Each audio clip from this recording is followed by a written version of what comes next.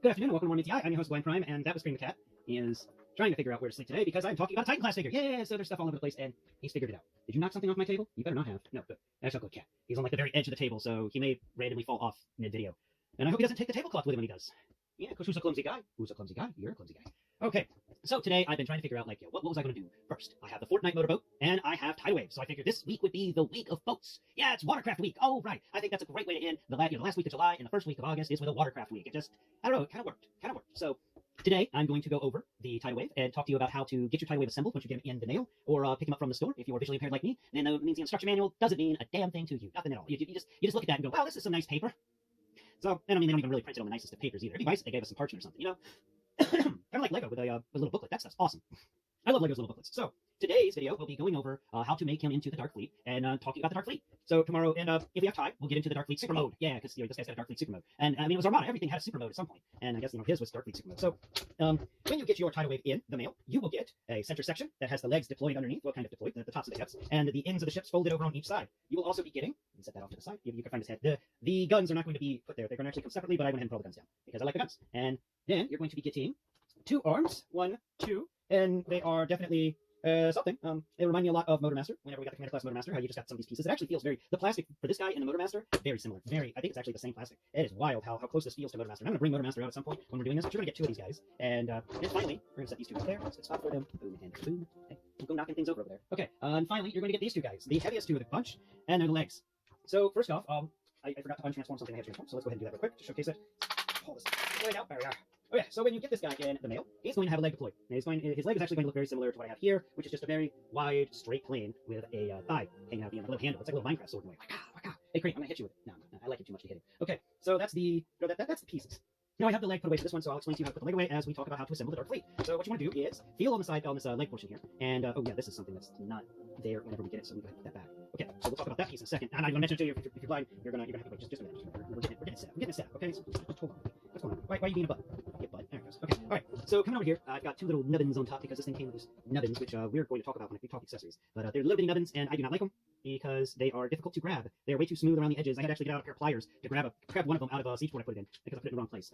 So we're gonna make sure that those pieces are folded in. That need to be folded in. Cool. All right. Now let's go ahead and put the leg away. What you're going to do with this guy is you're going to feel your thumb.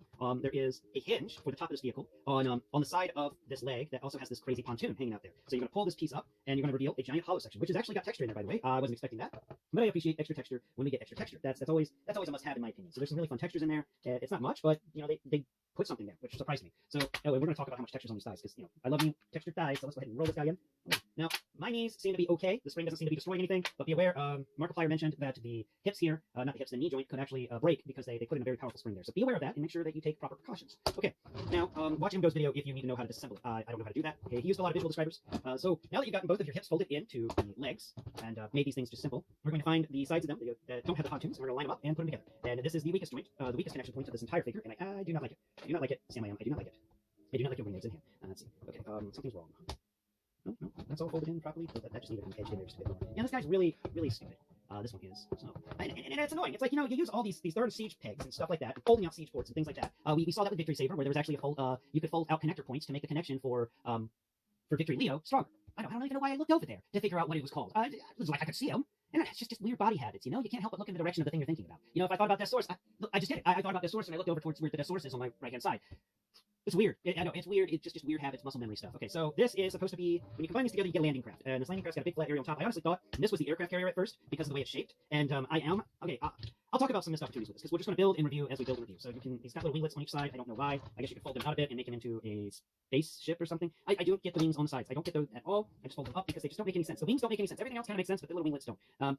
So this thing has got 2 big pontoons on either side that come out away from the boat. I don't know why, but it does. This is the weirdest craft I've ever witnessed. So it's got some really odd pontoons that go from nearly the front, actually a handspan away from the tip, and then they roll across and they spread out 3 fingers deep at the deepest, away from the center of the ship, and then they roll back in just on the other side of where the knees folded into this landing craft. Now this is a amphibious assault vehicle. This is supposed to be a ship that carries a bunch of amphibious military vehicles, the ones that can float. And what this does is it gets close to the shore, it sinks down, and because I've toured one of these ships before. Didn't have these big pontoons on the side, but I've toured one of these ships before. And what it does is it has this big door, so they got right with this big flat door thing, and it's just not the same shape, but it's more vertical. Anyway, those doors would open, and the seawater would come in, and as the seawater slowly came in more and more, the ship actually sank. And maybe that's what these pontoons are for, is to fill with water to force the ship to sink down more. I think that's what their job is. So this ship would sink down 6, 8, 10 feet in the water, so that the area where all the vehicles are stored has about 4 feet of water in it, and everything in there starts floating just off the top. And once everybody gets in the vehicles, they sink the ship a little further to make sure that there's not, none of the propellers are going to scrape on the deck, and then everything just kind of rolls out, or boats out in all its little pontoon glory. And they don't have that far of a trip, maybe a mile, maybe less, to get to the shore from this vessel. Now, this vessel has got a lot of problems, though. So that's a real amphibious landing craft. And really neat, the ship captain, whenever we were touring it, explained to me that on hot days, whenever he wanted to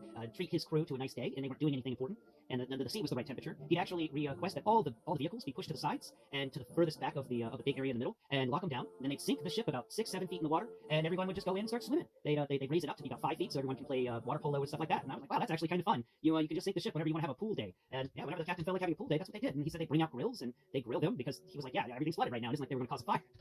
I loved it. I thought that was one of the coolest ways to do a vehicle. So here we're going to get into this. To raise up the front bits, you have to actually fold out these pieces here. Each leg has one piece that closes down and makes a nice smooth seal, and you have to raise them up to raise up the feet. And this is the part that I don't like, because you see you try to raise up the feet to do that whole landing craft opening up thing, and it starts falling apart on you. So first one raised, and then the second one raised, and it fell apart again. Why couldn't you use siege ports and siege pegs? You just had a couple of siege ports, and then you had siege pegs that we could just pull out. Hasbro engineers, I just praised you the other day. And then you bring stuff like this that has this terrible transformation. This is simply the worst. Okay, so once you raise these guys up, there's nothing inside, even though that doesn't make any sense to me. How are you going to do this? You could have had storage area in there. I know it wouldn't have been much, but these heels that you have, you could have folded down some panels and at least given us just a little bitty spot on each one of the sides that we could have stored a little minicon or a core class figure, and then shut the top, and that way we could open it up and have it displayed as exiting this vehicle. And I'm going to get into the size of these vehicles because I'm pretty upset by that, honestly. This guy needed to be about 3% bigger. Everything here needed to be about 3% bigger. It's obscene, and we're going to get into that in a minute. I'm not even going to put these landing craft guys back together because I just don't care enough about them. And I know I really wanted to love every aspect of this. I really wanted to love this, and I'm very disappointed by this landing vehicle, which is the legs. I'm very disappointed by it. I'm very disappointed by a lot in this figure, actually. So let's bring in the arms. Okay, you're gonna find the arms in the box, one on each side, and yeah, they're not much fun either. So you don't really need to do much with the arms to get them ready to be assembled. They're basically there already when you pull it out of the box. You may have to move the hand around to line it up with the side of the boat, and you may have to pull this piece up here to move around. There it goes. Yeah, portion of this the top of this little aircraft carrier half, because its arms become the aircraft carrier, can actually rotate around. You pull it up, and you rotate this piece around. I don't know what it does. I don't understand why, but you can do that. It's supposed to be for the Megatron connection, but I haven't figured out the Megatron connection. I'm still trying to figure the Megatron connection thing out. Okay, there it goes. It's slapped back into place. Now, for this, before we transform it, go on to the side that doesn't have tabs. Now look at all these tabs. You have little tabs up here, 1 and 2, and then you have one siege peg. You have another connection, and you have one of those rectangular connections, and a second rectangular connection, and there's thick rectangular connections across the top. Why don't the legs have these connections, Hasbro engineers? What's wrong with you? Why did you do that for the arms, which are lighter and could have handled the less connection points, but you gave the arms more connection points, but you didn't give the legs enough? I just don't understand what you're smoking sometimes. I don't get it. So on the side here, you got to pull up the actual control tower for the aircraft carrier. It's in this little cubby on the side, and yeah, that is that's all it does. They don't do anything else. Even though there's enough plastic here to actually have some folding gimmicks and stuff like that, maybe fold some more stuff out, but that is what happens here. So you pull the tower up on one arm, and then you feel on the other arm, and you find the side that is the top of the aircraft carrier. Okay, where's the top of the aircraft carrier? I had it upside down. Okay, there it is. There's the top, and then you feel on the side, because you can tell the top because it has this little bit that comes out of it. Okay, so on the side, you're going to go to where the tower was on the other side, and you're going to pull up a little bit of runway that will hang up on the other side of this aircraft carrier. Now that you've done those two things, go ahead and line everything up and snap it together. And this is, I pinched myself. This is a solid connection, Hasbro. Look at it. This is solid. Why are the legs shit when this is good? I just don't. What? Did you have a crew of people design the landing craft leg thing, and then you have a separate group of people design the aircraft carrier? And can I let you in on a little secret, Hasbro? The aircraft carrier should have been the legs. I know, I've forgotten what the guy looked like in the animated thing, but I'm just thinking here, okay, when it comes to sizing. All right, the amphibious assault vehicle, which, this is an amphibious vehicle, should not be twice as large as the aircraft carrier, okay? It should actually be smaller than the aircraft carrier. Like, if the aircraft carrier was made up of the legs, I could completely understand the legs back together. Oh, yeah, I'm gonna have to get like a bungee cord or something for these stupid things. Anyway, here we go. I can get behind an aircraft carrier that is larger than an amphibious assault vehicle, because these are small enough to park in rivers. The aircraft carriers, not all of them are small enough to park in rivers, unless this is like the winkiest, the dinkiest of the aircraft carriers. I don't like the scaling on this at all. You know me and scaling, I'm a stickler about it. Now let's bring in Starscream for core class, because that's something I was hoping to be able to do, which was put a core class figure here. But, I mean, he does fit. He takes up the entire runway, and he's almost bigger than the tower next to it. Honestly, he fits better on the weaponizers, the ones that became, the what is his name? Air Raid? Yeah, this guy's longer than Air Raid, but for some reason Air Raid does a better job of being an actual, like, aircraft carrier thing than this aircraft carrier thing does. I just, why? Why is this so...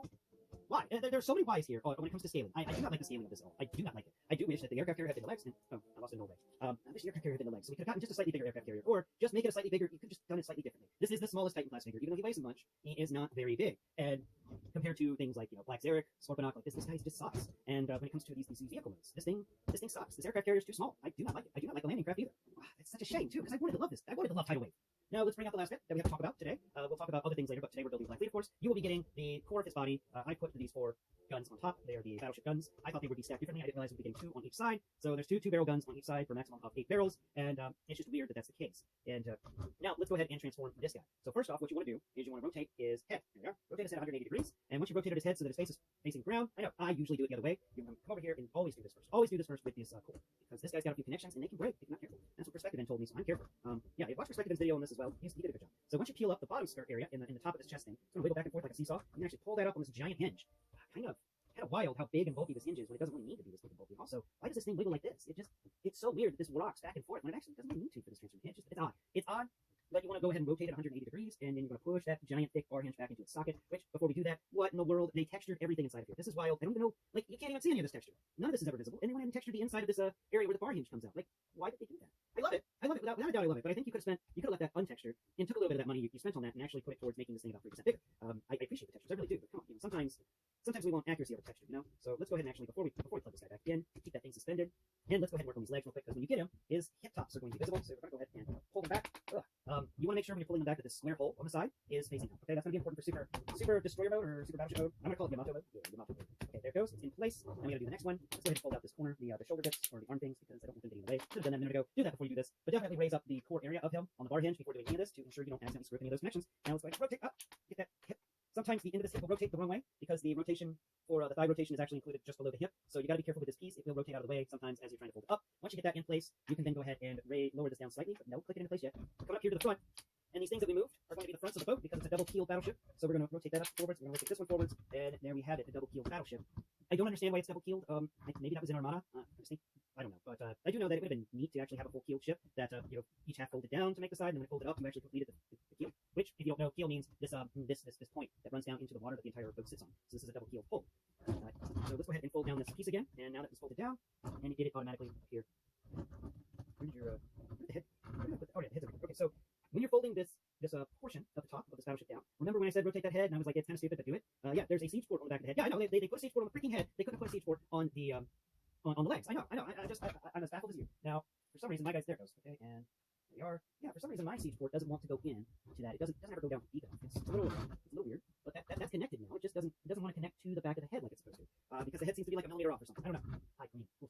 Oh, good cat. You're a good cat. Yes, you are. Yes, you are. You're coming up here to say hi to me because I've upset a transformer, and you're trying to help. Yeah, who's a helpful guy? Who's a helpful guy? Okay, now that we have the hips folded, and we have the front keels folded, and we've rotated everything, we put on the big guns, which are going to be easy to figure out because you got this big circle area with a siege port in the middle of it, and you have these big circle guns with a siege tag on the underside of them. And you want to go ahead and do that, so put those in, and there you have it. You've got yourself a battleship, which, even though it's a double-keeled battleship, seems to be about the most correct ship that we've gotten in this.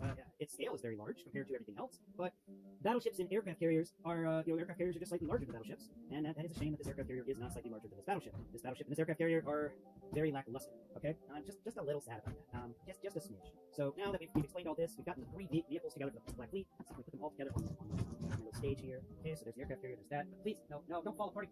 Why? Why did you? Nah, I was just trying to pick you up. I didn't even touch you hard. You pay $200 for something, and you expect it to stay together. I'm very upset it has been. I might actually send them a letter critiquing this, because this is not getting a good critique from me on Amazon, just because I'm a person that loves vehicle modes, and I'm very upset by these. So here they all 3 are together. Very, very weird. The dark blue. Okay. No, sorry, Kream. I didn't need to bash them in the head with an amphibious vehicle. Let's set the aircraft carrier there. Yeah. Cats. Yeah, and it's dangerous living with a blind person sometimes. Poor cats.